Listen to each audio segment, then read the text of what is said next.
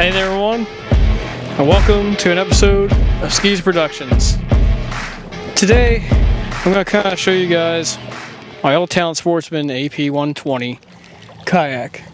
Now this is my fishing kayak, and I've had it all summer now, and I just kind of wanted to show you guys some of the features of this thing. So, first and foremost, the first feature that you're going to be paying for on this kayak is going to be this Minn Kota motor up here, which has GPS built into it. It's a Minn Kota iPilot motor, and basically it's capable of turning 360 degrees, just like that. Now the only thing this kayak comes with is the motor and the hull. You're going to have to buy the battery yourself. You're going to have to buy basically anything you want. It's just a bare hull.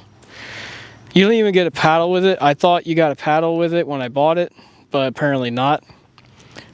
So let's try to talk about this kayak a little bit. So first off, this kayak is a motorboat. So you have to register it, as you can see by my registration stickers on the side there. And I'm not really sure if you have to have a boating license for this kayak or not. I was told that I'm supposed to by the Fish and Boat Commission of my state. I have a boating license anyway, so it didn't really matter to me. I just wanted to make sure, I just wanted to know, but I think there's also a law that says if it's less than a certain horsepower or if it's not gas powered, that you don't need a license for it. So who's this kayak for? So this kayak is for fishermen or anyone who likes to go kayak fishing, or even just like kayak adventures, that doesn't want to sit there and paddle all day to get somewhere. Now one of the most expensive accessories you're going to need to buy is going to be the battery. Now I recommend getting a LifePo 4 battery and getting a 100 amp hour battery. I think it costs around $800. This kayak itself costs around $3,500 to $4,200 depending where you go to get it. But is it a replacement for an actual boat? I would say no. So this thing is very stable, and I'm going to show you guys that by just standing up on it. So I'm going to go ahead and stand up on it. As you can see, you can stand up on this boat here, and you're not going to really fall over if you stand up on it. It's very stable. It's one of the most stable kayaks you can probably go out there and buy. And this is so you can go to the back, get your gear and stuff like that. And I've actually had this out on Lake Michigan, and it wasn't that bad on Lake Michigan. There's some waves and larger watercraft out there, and I will say that it wasn't that bad out there. So one of the features of this is spot lock. So I'm going to go ahead and enable a spot lock right here. And what it does is it keeps like a 10 to 15 foot radius around where you hit spot lock at, and it tries to keep you in that circle there. Now since the wind's blowing this way, it's actually going to put the tail end that way, and there's not really anything you can do about it. Your tail end's always going to be downwind, your motor's going to be upwind, because that's what's keeping you in spot. Stability, it has a motor on it, you can register it, you can put tons of accessories on it, it has accessory rails on it, and it's pretty much do whatever you want. Now I actually have a Garmin GPS and fish finder on it. Now you don't need one of those, but I use it just to kind of tell me what the depth of the water is, what the temperature of the water is, and what any underwater structures are under me. So that's why I use this for. I don't really use it to find fish. I just use it to find structure, which usually has fish. I also use it as a depth finder and temperature gauge. So I know the temperature of the water, so if it's too warm, I know the fish are going to be deeper. If it's too cold, I know the fish are going to be probably deeper as well. Basically, whenever the water is less than perfect, the fish are going to be down deeper, and I know how to adjust my fishing style accordingly. So this thing can go about 4 mile an hour max speed, and that's not very fast, especially when you have to go miles and miles along the shore. Like, say for example, I'm on Lake Michigan when I was out there this July. It took me a while to get from where I launched at all the way out in Lake Michigan along the shoreline, the fish there along the shoreline. But it did get me there, and it got me back. And I have a 100 amp hour battery, and usually it lasts me about 10-12 hours of runtime. And that's basically pinning the throttle, max throttle the whole time.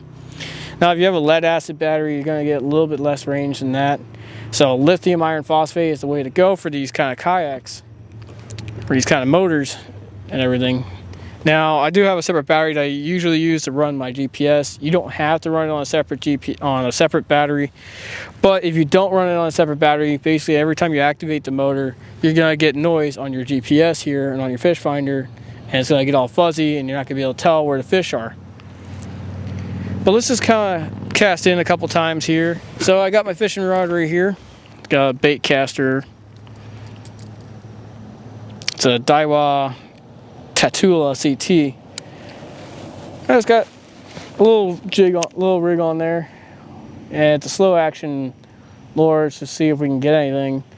I highly doubt I'm going to get anything, just because I've been stirring up the water here and just cruising around doing this video.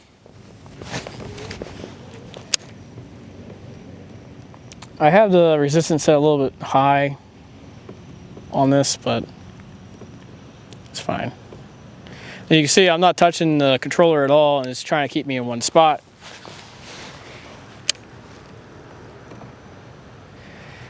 Now this is a slow action lure, so I'm just going to reel it in nice and slow, and to see if anything bites.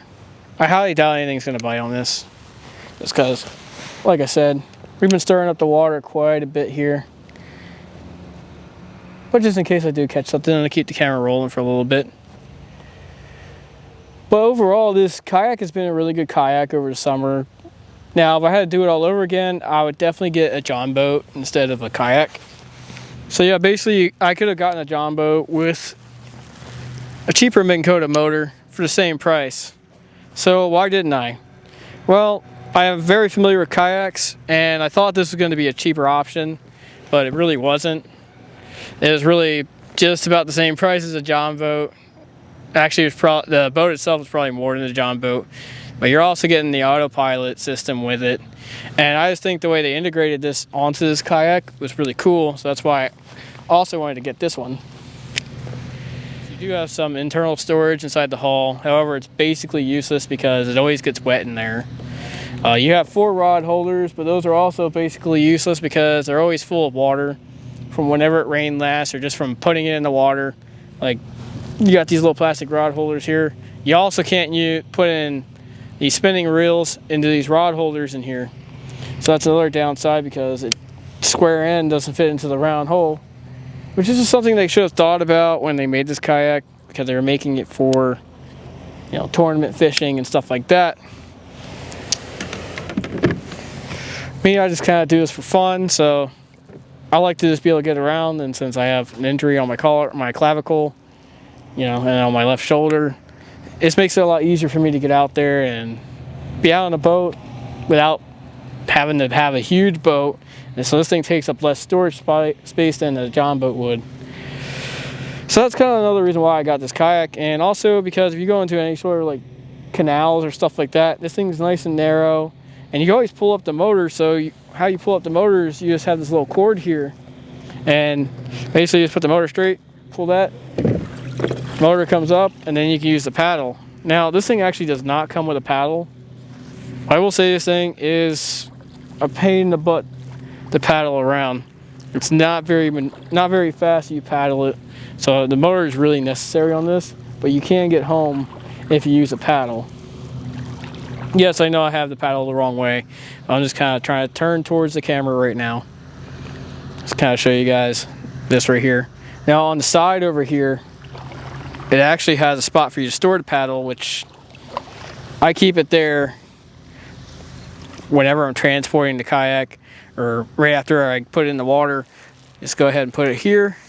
Now they do make quick detach ones, and it has a little rubber strap that goes over it. And basically, if you're in anything deeper than 1.5 feet of water, or anything deeper than 1 foot of water, you can go ahead and put the motor in and use the motor to get around. Now I really wouldn't recommend using it in under 1 foot, because you can stir up sediment and stuff like that, which can harm the ecosystem. But as long as you have it on low, I mean, this thing could go to a crawl. I mean, this is the lowest setting. Right now the motor's on, but you'd never know the motor's on. Now one thing I do like about this is that you can kind of cruise sideways. So you put the rudder far left and put the motor to the right, and basically you can go sideways along the shoreline. Right now it's not really working because there's a breeze coming from that way. You're going to be heavily influenced from the breeze. Alright, I just caught the smallest bass I've ever caught on a lure. I mean, look at this thing. It's like the size of my finger. Sometimes you just gotta believe there's something that'll give you relief. There's something that'll have what you need, what you need. At the end of the day, this is my old Town Sportsman Autopilot AP 120. I hope you guys found this entertaining. Thanks for watching.